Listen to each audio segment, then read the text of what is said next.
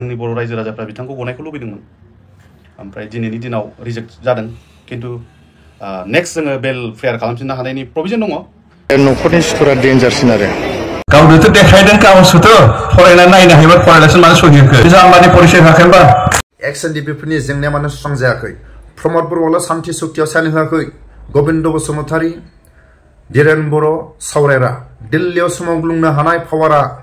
नोंथांमोननाव दं गाव गावनि गादिखौ गबिन्द बसुमतारी सावरायग्रा एक्स-एन-डि-पि फोरनि जानानै नागारनांगोन प्रमद बर'खौ नेनानै थाबा जानाय नङा गाव गावनि पावारखौ एक्स-एन-डि-पि फोरनि जानानै साथाम गेदेरमाया धीरेन बर' सार गबिन्द सार सावरायग्रा सार दिल्लीयाव सोमावग्लुंनांगोन नाथाय बर'नि दैदेनगिरि बर'नि आफादफ्रा जेंनानि थानायखौ बिथांमोना दुखु मोनदों प्रमद बर'खौ बुंनायनि सिगां गबिन्द बसुमतारी सावरायग्रा बे सानै गेदेरमाया एक्स-एन-डि-पि फोरनि जानानै गावनि गादिखौ नागारनो हागोन हाया थाखा फैसानि लबखौ नागारनो हागोन हाया दिल्लीयाव थांनानै सोमावग्लुंनो हानाय एक्स-एन-डि-पि-नि साथाम सिगनेटरिया मानो जिरायनानै दं साथाम सिगनेटरिया सावरायग्रा गबिन्द धीरेन बर' सार बे साथाम गेदेरमाया मानो आन्दोआव जिरायनानै दं दिल्लीनि लांगोनायाव सोमावग्लुंहैनांगोन नाथाय बिथांमोना जोंखौ गोबां एसुरेन्स होदों दे नोंथांमोननि यां जेनेरेसन नङाबा आलादा रायजोखौ मोननाय नंलिया जे न'खरनि सुथुरा डेन्जारसिन आरो न'खरनि सुथुरखौसो गिनांगौ गुबुनखौ गिनानै जेबो लाब गैया गावनोथ' देखायदों गावसोथ' फरायनानै नायनो हायोबा फरायनासो मानो सहिखो जाम्बानि परिचय होआखै होनबा गाव निजे कागजखौ नुदों मा लिरदों बेखौ फरायनानै गावनि गोजोनथाव नङाबा आं सहि होआ होनना बुंनांगौमोन डियारनब्ला सारनि उदांनि लामाया मानो बारे बारे फैमाल प्रमद बर'खौ बुंनायनि सिगां गबिन्द बसुमतारी सावरायग्रा बे सानै गेदेरमाया एक्स-एन-डि-पि-फोरनि जानानै गावनि गादिखौ नागारनो हागोन हाया थाखा फैसानि लबखौ नागारनो हागोन हाया दिल्लीयाव सोमावग्लुंनो हानाय धीरेन बर' सार गबिन्द सार सावरायग्रा सार साथाम गेदेरमाया मानो जिरायनानै दं दिल्लीयाव सोमावग्लुंनो हानाय पावारा दंना गैया सोरबा प्रमद बर'खौ नेनानै थाबा जानाय नङा गावनि आंगो लोगोफोरनि थाखाय दिल्लीयाव सोमावग्लुंनांगोन गावनि गादिखौ नागारनांगोन रन्जन दैमारिया सासे सान्थि सुक्तिकारिमोन जों आसा खालामदोंमोन बिथाङाबो जेलनिफ्राय गसिगोन होननानै किन्तु मैया आं डिटेल्स आं थाङाखै मैया निश्चय राय जितु खोनादों जाबजीबन कारादन्दआ बाहाल थागोन भिडिअनि फुटेजाव खोनाखाबाय सोरखौ लानानै गावनि न'खराव सुथुर रावखौबो नेनानै थानो दरखार गैया गबिन्द बसुमतारी धीरेन बर' सार आरो सावरायग्रा सार गावनि आंगो लोगो दावहारुफोरनि अननाय दंबा गावनि आंगो लोगो जाय गेदेरमा डियारनब्ला सारखौ अननाय दंबा गबिन्द बसुमतारी धीरेन बर' आरो सावरायग्रा साथाम बे गेदेरमा साथामा सान्थि सुक्तियाव साइन होदोंबा दिल्लीयाव सोमावनो हानाय पावार दं होननानै जों सानो सोरबा प्रमद बर'खौ नेनानै थाबा जानाय नङा प्रमद बर'आ गावनि खामानिखौ हारिनि थाखाय प्रमद बर'आ गावनि गोसोजों जा खामानि मावनो गोसो जादों बेखौ मावलांगोन नाथाय गबिन्द सारा सासे सिगनेटरि आरो धीरेन बर' सार आरो सावरायग्रा सार बे साथाम गेदेरमाया दिल्लीयाव थांनानै सान्थि सुक्तिनि बुंनो हानाय पावारा मानो होनोबा सान्थि सुक्तियाव सिगनेटरि जाय साथाम गेदेरमाया बुंनो हानाय पावार दं जोंनि बर' हारिनि गांनाय उखैनाय जाय दावहारुफ्रा जोबथेसालियाव दं बिथांमोनखौ अननाय दंबा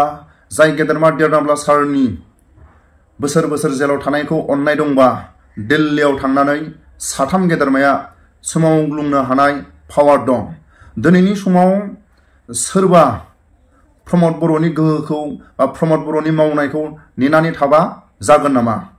जाय गबिन्द बसुमतारीया गावनि पावारखौ लानानै गादियाव जिरायदों धीरेन बर' सारा गावनि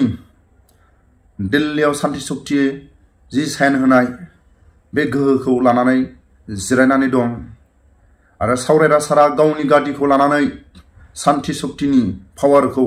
आन्दोआव मानो थाखुमानानै दं नाथाय डियारनब्ला सारखौ गगन साननानै माखासे सम आं भिडिअखौ खालायाखैमोन प्रमद बर' सारखौ बेसेबां बुंनो दिनैनि समाव प्रमद बर' सारखौ बुंनायनि रायनायनि सिगां गबिन्द सारखौ रायनांगौ बुंनांगौ दिनैनि समा सोरबा सावरायग्रा सारखौ अननानै थानानै जानाय नङा सावरायग्रा सारा बुंनो हानाय दिल्लीयाव थांनानै सान्थि सुक्तिनि सायाव बुंनो हानाय पावार दं मानो होनोबा प्रमद बर'आल' हारसिङै साइन होआखै साथाम गेदेरमा जाय गबिन्द बसुमतारी धीरेन बर' सार सावरायग्रा सार साथाम गेदेरमाया दिल्लीयाव सोमावग्लुंनो हानाय एक्स एनडिपिफोरनि जानानै जोबथेसालियाव थानाय जाय सिनियर जुनियर डियारनाब्ला सारनि जानानै बुंनो हानाय पावार दं सोरखौ गिनो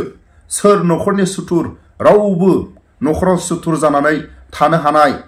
जोंनि बर' हारिनि गेजेराव मालाबाबो हानाय नङा बिनि थाखायनो प्रमद बर'नि आन्दोआव जिरायनानै थानायखौ जोबलानो थाखाय बुंनो थाखाय गबिन्द बसुमतारीया गावनि गादिखौ नागारनो हागोन ना हाया गावनि गादिखौ सावरायग्रा सारा नागारनो हागोन ना हाया दिनैनि समाव जेरै धीरेन बर' सारा गावनि सान्थि सुक्तियाव साइन होनायखौ दिल्लीनि लांगोनायाव बिटिआर सुक्तिनि सान्थि सुक्तिनि गेजेराव साइन होनायखौ दिनै गावनि गोसो गोरबोआव लानानै आन्दोआव जिरायनानै दं गावनि सिनियर जुनियर डियारनाब्ला सारनि जि उदां जायो बेफोरखौ गोसो गोरबोआव दुखु मोननानै धीरेन बर' सारा आन्दोआव जिरायनानै दं नाथाय धीरेन बर' सारा गावनि माखासे पावारखौ दिल्लीयाव थांनानै सोमावग्लुंनो थाखाय गोसोआव दङबाबो गबिन्द बसुमतारी आरो सावरायग्रा बे सानै मानसिया हेफाजाब मदद होयैयाव धीरेन बर' सारा दिल्लीयाव थांनानै खामानि मावनो उसुबिदाखौ जों नुहुरदों भिडिअनि फुटेजाव एसे खोनासंलांबा स्पष्ट बुजिगोन गावनि न'खराव सुथुर दं होननाय बे सोदोबखौ जों दिनै बयबो सोर सुथुर बेखौ दिनै नागिर दिहुननांगोन प्रमद बर'आ गावनि खामानिखौ गाव मावलांगोन नाथाय साथाम सिगनेटरिया मानो आन्दोआव जिरायनानै दं बेखिनि भिडिअखौ आं लाबोदोंमोन गेदेरमा रायजो राजाफोरनि खाथियाव आंनि लोगोफोरनि सिनियर जुनियरफोरनि खाथियाव आंनि बुंनायफ्राव गोरोन्थिफोर जादों आं निमाहा बियो नाथाय डियारनाब्ला सारा उदां जासिगोन होननानै आं भिडिअखौ खालायथ'वाखैमोन प्रमद बर'खौ बेसेबां बुंनो प्रमद बर'खौ रायनायनि सिगां गबिन्द बसुमतारीखौ जों आसि थुनानै बुंनांगोन सावरायग्रा सारखौ आसि थुनानै बुंनांगोन दिनैनि समाव रायजो राजा बर' आइ आफा बिदा फंबाय बयनिसिमबो जियानो हक बावैसो जालांनाय 18 of December 2024 रिसेन्टलि बेल हियारिं जालांदोंमोन क्रिमिनेल मिस केस आपिलजों लोगोसे क्रिमिनेल एपिल सुप्रिम कर्टआव जेन'बा जोंनि हाइ कर्ट डिभिजन बेन्चनिफ्राय जेब्ला आपिल क्रिमिनेल एपिला डिसमिस जादोंमोन एपिल डिसमिस जायो अब्ला बिनि अल्टारनेटिभ रिमेडिसआ जाहैबाय अनारेबल सुप्रिम कर्ट क्रिमिनेल एपिल खालामफिनहैनो हायो बेजों क्रिमिनेल मिस केस बेल एप्लिकेसन लोगोसे आपिलजों लोगोसे जामिन मोननायनि मोनसे प्रभिजन दङ जोंनि क्रिमिनेल प्रसिडिउर कोड BNSS दानि गोदान आयेन मथे बेहाथ' पुराना आयेनावनो क्रिमिनेल प्रसिडिउर कोड बे मथे जोङो सुप्रिम कर्टआव आपिल खालामदोंमोन ओमफ्राय जोङो निउस मिडियायाव नुनो थांदों जे बिथांनि बेल प्रेयारा रिजेक्टेड बेबायदि खोनानो मोनदों आङो दासिमबो रेकर्डआव नायाखै जुदि रिजेक्ट जादों मानि थाखाय जादों बेखौ आं मिन्थिया ओमफ्राय आङो गुबै बाथ्राखौ बुंनो लुबैदों जोङो नंगौ गोबां दुखु मोनदों जोङो आरो जोंनि बर' रायजो राजाफ्रा बिथांखौ गनायखौ लुबैदोंमोन ओमफ्राय दिनैनि दिनाव रिजेक्ट जादों खिन्थु नेक्स्ट जोङो बेल फेयार खालामफिननो हानायनि प्रभिजन दङ निउ ग्राउन्ड गोदान ग्राउन्डफोर नांगोन बिथांमोननि एक्सपार्ट जायफोर एडभकेट दङ एनगेज काउन्सिलफोर दङ बिथांमोनजों मोजाङै कनसाल्टेसन खालामफिननानै माबे ग्राउन्डखौ लानानै मा ग्राउन्डखौ लानानै बेल प्रेयार होफिननो हायो बेखौ लानानै बिथांमोना ट्राइ खालामफिननो हायो बेबायदि गोबां रोखोमनि रेकर्ड बेबायदि रिजेक्ट जायो आरोबाव गोदानै फेयार खालामफिनो बे रोखोमनि गोबां जाबोफेरनाय रेकर्ड दं आरो उनाव नाजानायनि गेजेरजों बेलबो मोननो हागोन बा आपिलाव हयथ' साक्सेस जाहैनो हागोन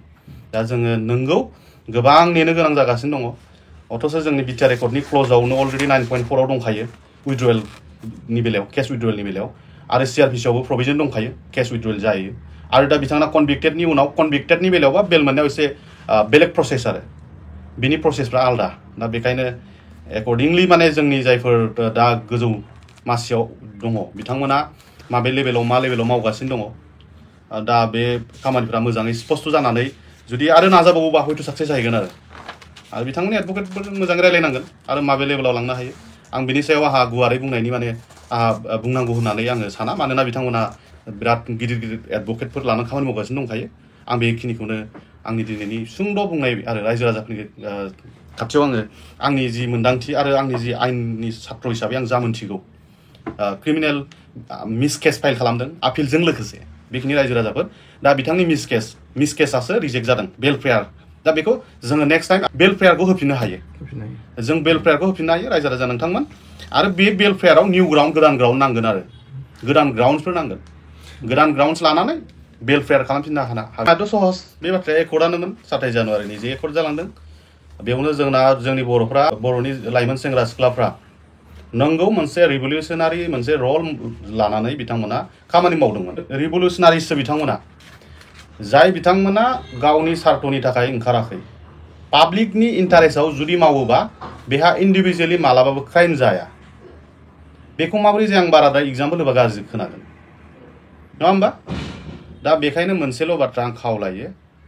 जोंनि जायफोर बिथांमोना एकर्ड खालामदों बिथांमोना साननानै नाय बे मोनसे एकर्डनि उनाव जोंनि जातियाव खुनु बर'फोरनि गेजेराव दिनैनि दिनाव खुनु बेबायदि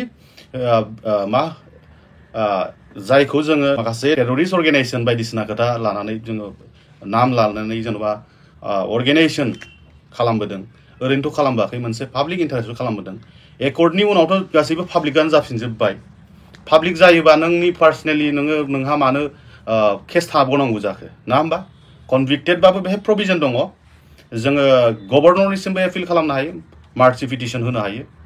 मार्सि पिटिसन प्रेसिडेन्ट अफ इन्डियानिसिमबो होनो हायो देनां जुदि सुप्रिम कर्टआव जेनथारोबासो दा बेनि सिगाङावबो प्रभिजन दङ आरामसे गभर्नमेन्टआ जुदि गोसोबा हायो आरो गासैबो मोनथिखाजोबो जोंनि दैदेनगिरिफ्रा मोनथिनानै मोनथियै बायदि बेफोर बाथ्राखौसो जों दुखु मोननानै दङ दिनैनि दिनाव गोजोन्थों